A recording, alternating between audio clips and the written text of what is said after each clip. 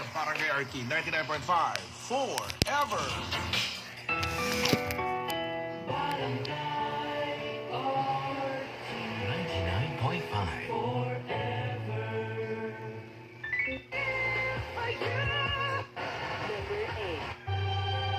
Dahil sa tuwing makikita niya ito, ay parang salamin ito na pinapaalala kay Kasia ang kanyang kasalanan.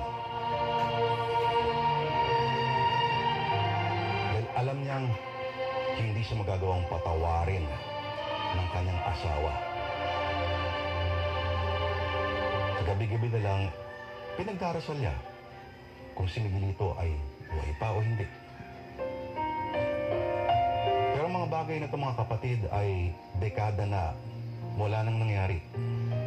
Pero mga bagay-bagay sariwa pa rin sa alaala ni Tasha na ngayon ay isa ng lola. Pero kahit sa takip silim ng kanyang buhay ay may isang bagay na patuloy pa rin siyang nararamdaman. Isang bagay na bumubulabog sa kanya.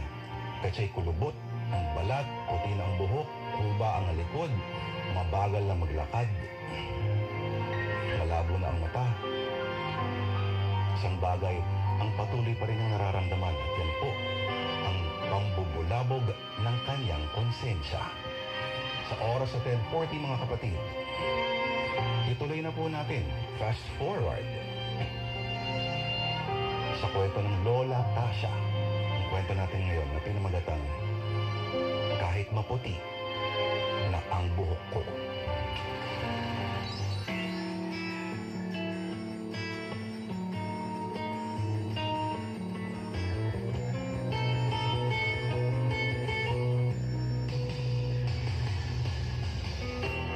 Happy birthday, Lola Tasha! Happy 60th birthday po, Ma. I wish you more success, more happiness, and longer life. We love you, Ma. Salamat sa inyo. Ano, hihipan ko na ba? Mag-wish po muna kayo, Ma. Sige, mag-wish muna ako. Sana makita ko ulit si Miguelito. Sana napatawad na niya ako sa mga pagkakasala ko sa kanya. Matagal ko nang hiniling to sa Diyos. Sana pagbigyan na niya ako sa hiling kong to. Blow your candles na, Ma. Ingat lang po sa pustiso, ha? Baka mahulog po sa cake. Okay. Diba?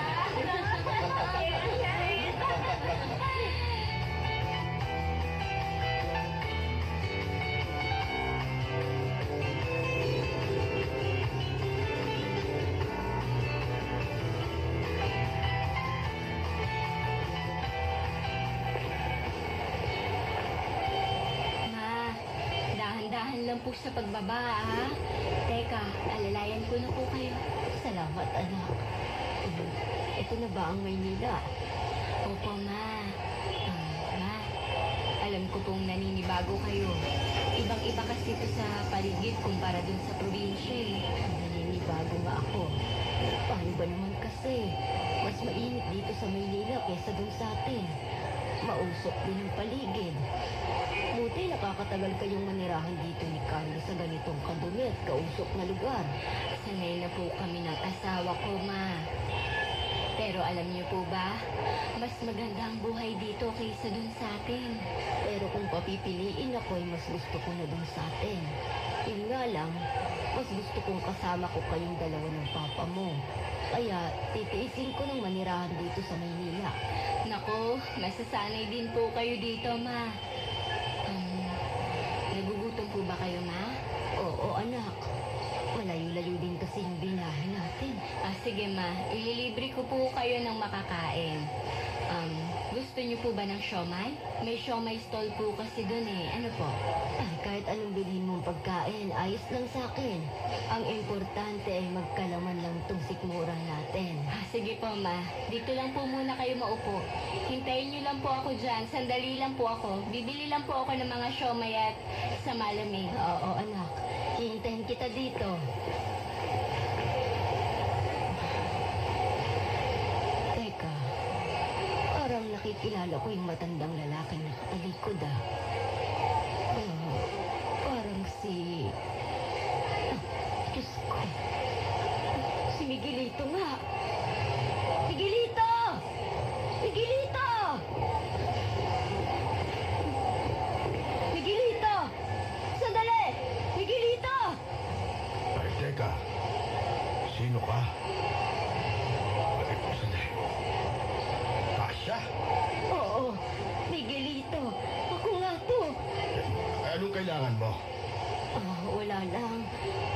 lang kita.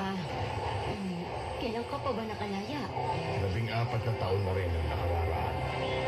Teka, bakit mo ba naitanong yan? Wala ka naman sigurong pakialam kung makalaya man ako o hindi. Buti naman at nakalaya ko pa. Totoo niyan, akala ko mamamatay na ako sa loob. Pero may awa pa rin sa akin ng Diyos. At nabigyan pa ako ng parol ng gobyerno. May pupuntahan pa ako, Tasha. Sige na, mauna na ako. Sandali, Miguelito. Bakit? Ano pa ba ang kailangan mo sa akin? Saan ka na nakatira? Bakit ba gusto mong malaman yun? Bakit? Dadalawin mo ba ako? Huwag na! Total, wala ka namang pakialam sa dati mong asawa, di ba? Galit ka pa rin ba sa akin hanggang ngayon? Aba, natural.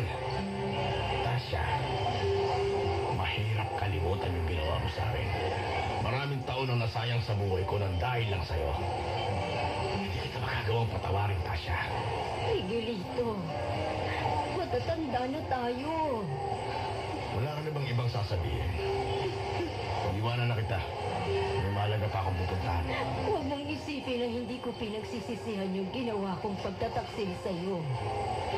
Miguelito, maraming dekada din akong ginagabag ng konsensya ko dahil doon. Akala mo ba naging masaya ako sa buhay ko pagkatapos ng trahedyang yon? Hindi. Miguelito, katulad mo, maraming dekada rin ang nasayang sa akin dahil hindi ako pinatahimik ng konsensya ko. Dapat lang sa'yo yan, Tasha. Miguelito, Masaya na ako sa buhay ko ngayon kahit na mag-isa na ako. Kaya nakikiusap ako. Lumayo ka na sa akin, Tasha. Kalimutan mo na yung nakaraan. Dahil ako, kinalimutan na kita. Hindi akalain ni Tasha na sa loob ng maraming dekada, matapos ang maraming taon, ay magkikita sila ng kanyang asawa. Ang nakakalungkot lang para sa kanya ay mukhang hindi pa rin siya kayang patawarin ni Miguelito. Walang magawa si Tasha kundi ang hayaan na lamang ang kanyang asawa o dating asawa nga ba. Pero ano man ang mangyari, desidido pa rin si Tasha na humingi ng kapatawaran. At ano kaya ang mga bagay na handa niyang gawin at hanggang kailan niya kayang magtiyaga? Makuha lamang ang pagpapatawad mula kay Miguelito. Mga kapatid, kung kayo po ay may mga komento, reaksyon, mensahe ng pagbago o simpleng pa-shout out, maaari niyo pong iwan po yan sa ating Facebook Live broadcast o kung hindi man ay maaari niyo pong ipadala ang mga mensahe o komento sa mga cellphone numbers nito. Kung kayo po ay Smart to Talk and Text subscriber sa numerong 0919-318-4240, kung Globe or TM subscriber naman po kayo sa numerong 0926-530-7055. Mga kapatid, mambibitin po muna kami. Naku po, wag po kayong maglilipat, wag po kayong bibitiw dahil napakaganda po ng kwento po natin ngayon. Bagong kabanata po ang papasukin ng ating kwentong pinamagatang kahit maputi na ang buhok ko. Alright? Huwag niyo rin pong kalimutan i-share ang aming Facebook Live broadcast dahil dapat po mas marami pa po ang makapakinig ng ating mga kwento. At sa dulo po ng programang ito, mga kapatid, dulo ng kwentong ito ay makikita niyo po ang pinupunto ko kung bakit sinasabi ko. Isa po ito sa mga pinakamadamdamin talaga na kwentong inyong madidinig sa programang ito. Sinulat po, ito po sinulat ni Krishna Senga, a.k.a. German Sebastian, mga kapatid. At dinirect po ng magkapatid na Eric Galvez at Jojo Galvez. Ang mga artista po natin ay bilang si Tasha. Jeff, sino si Tasha? Si Tasha ay si Marjorie Inumirable. Si Ellery Martin naman, mga kapatid, ang kapatid si Lino, bilang si Lino, si Kelly Ray Martin. Alright? At si Kim Christiane Pomeda ang gumanap na ina. At Soling, si Minerva, mamaya natin yata makikilala, no? Alright. At bilang si Miguelito, si Blair Arellano. Alright. Ang huhusay po. At dito po sa script na ito, makikita nyo po yung talagaling ng mga aktor po natin. Talagang all engines, talagang all cylinders firing. Kumbaga. Sa oras po na 10:49, mga kapatid, mambibitin po muna kami at iiwan po muna kayo sa piling ng jukebox ni Erwin the Lover Boy o Kanya.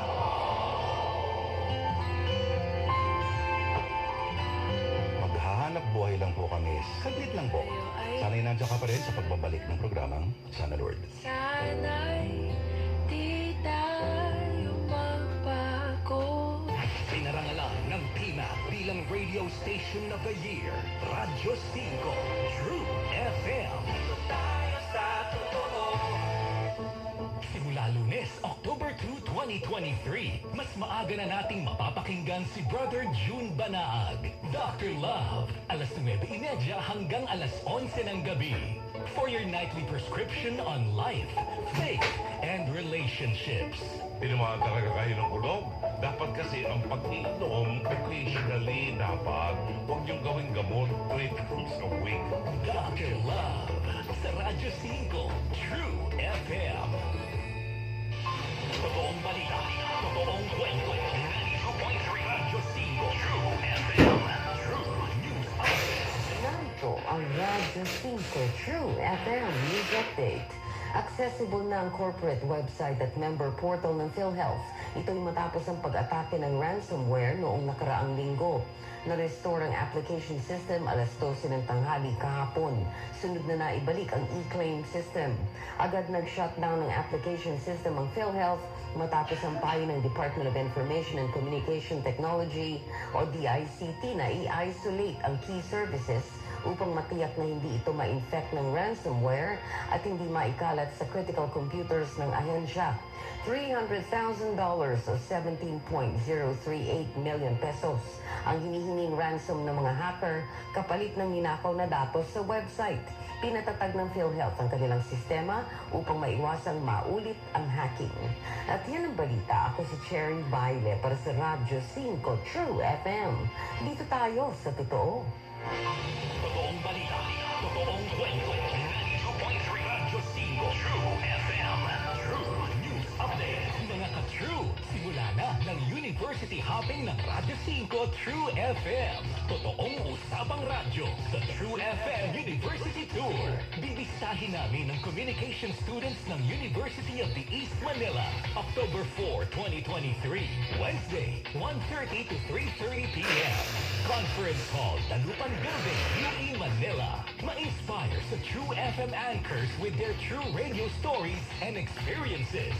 Kung pangarap nyo maging radio anchor o radio drama talent, huwag magtago. Ilabas ang talino at galing pag nagkita tayo. Kaya kita-kits, students ng University of the East Manila. Baka ang next leg ng aming university tour, university nyo na. If ready na you, dito na as. Totoong usapang radyo, The True FM University Tour. Radyo 5, True FM. Dito tayo sa totoo. Congratulations sa Kapatid Network sa parangal na iginawad ng People Management Association of the Philippines o PMAP. Pinarangalan sa 11th Macatao Awards for Media Excellence ang TV5 bilang TV Station of the Year. Wagi rin ang Radyo 5 True FM bilang Radio Station of the Year. Best Radio News Program ang Alagang Kapatid ni Menchi Silvestre at Mon Gualvez. Pinarangalan din ang hepe ng News 5 na si Luchi Cruz Valdez. Kasama sina Ed Lingao, Robbie Alampay at Amy Pamintuan bilang Best TV Public Affairs Program hosts. Para sa The Chiefs, Best TV Public Affairs Program naman ang Woman in Action ni Gretchen Ho. Panalo bilang Best TV News Program ang Frontline Tonight.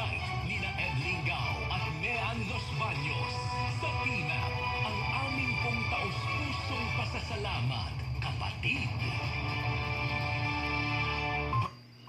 Ngano ang King's Vita Plus Animal Feed Supplement ang nangulang nga feed supplement nga gipili sa kadaghanan sa mga nagabuhi ug baboy. Tungod ang King's Vita Plus Animal Feed Supplement ang pinakakumpleto nga feed supplement nga puno sa vitamins ug minerals ug nag-inusarang giaprobahan sa Bureau of Animal Industry. Ginagarantiya nga kutob sa nakagamit sa King's Vita Plus Animal Feed Supplement nakaangkon sa resulta sa himsog, bugat ug maayong klase sa karne ug layo sa sakit. Simple lang gamiton. I-mix ang usa ka kutsara sa 3 ka kilo nga feeds o usa ka galon nga tubig ug ihatag kini adlaw-adlaw. Ang King's Vita Plus Animal Feed Supplement mapalit sa Luzon, Visayas ug Mindanao.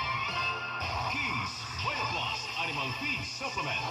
Ako si Ray Abanil, nga taga Mabinay Negros Oriental. Manong King's Vita Plus Animal Feed Supplement ako ang gamit para sa akong mga baboy. Una, kini ang adunay pinakakumpleto nga feed supplement nga nakita nako sa merkado karon. Sa 5 ko katuig nga pag-alima gamit ang King's Vita Plus, nakita gyud nako ang bugat, himsog ug paspas nga pagdako sa akong mga baboy. Sa akong nasayran nga maura ni ang feed supplement nga aprobado sa bae ug wala gid ko'y nakitaan nga negatibong komento bahin na ning produkto ha. King's Vita Plus Animal Feed Supplement. Mapalit sa tanang Agri-Vet Stores sa inyong lugar. Maganda ang buhay, kaya't kalusugan panatiliin. Mag-Robitmin. Ang Robitmin ay mula sa 100% at buong natural black raspberry, isang prutas na tinaguriang king of all berries. Ayon sa pananaliksik, ito ay may pinakamataas na antioxidant level na posibleng makakatulong sa pag-iwas sa mga sakit tulad ng cancer, heart disease, stroke, Alzheimer's disease, diabetes, at sa mga may matataas na bad cholesterol. Ang Robitmin ay kapsula na may 500 mg na freeze-dried premium quality black raspberry powder na galing pa sa Amerika. Kaya tandaan, kalusugan panatiliin. Mag-Robitmin. Available in all drugstores near you. Sabihin sa akin yung sagot. Kala nyo, ganun-ganun lang kadali yun? Hindi. FC writing contest po. Joke lang po.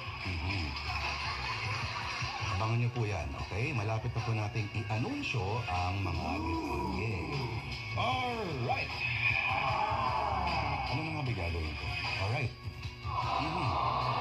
Dadala kasi ako sa musika ni Terwell Pasanya. Ayoko, Daddy.